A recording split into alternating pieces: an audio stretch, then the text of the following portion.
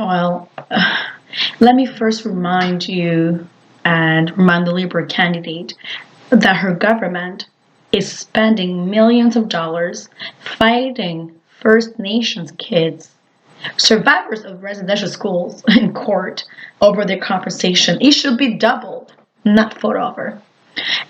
And in 2021, the Liberal government promised to end the drinking water advisories on all First Nations reserves by March 2021.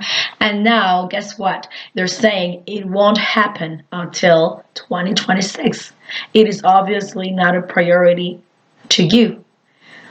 Uh, the NDP, what do we want? We want real action. Go beyond land acknowledgements, right? True nation to nation relationship. Reconciliation in action is how we call it. Respectful, safe access to healthcare. Recognition of indigenous rights to land, to the culture. Like to say no when there's a project coming on the land, they have the right to say no. So consent is what we're seeking. And equal funding, especially ending the underfunding of Indigenous children's services.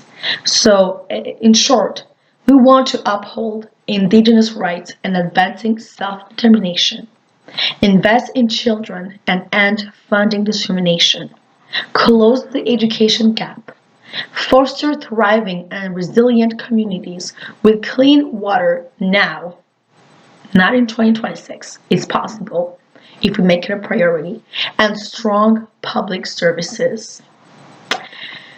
This means that we will make the full investments required to ensure clean water and lift all drinking water advisories for good right now, 9 years from now, and support Indigenous-led water management training programs and water system operations as an immediate priority. And this means funding on reserve emergency management and prevention, including firefighting training and equipment. It also means ensuring safe public transportation by resuming and expanding rural and remote bus routes and passenger rail service. There's so many, but I'll talk about the next one.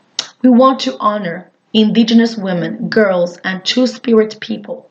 We want to support Indigenous employment and economic development, and justice and healing, addressing the harms of residential schools by not fighting them in court.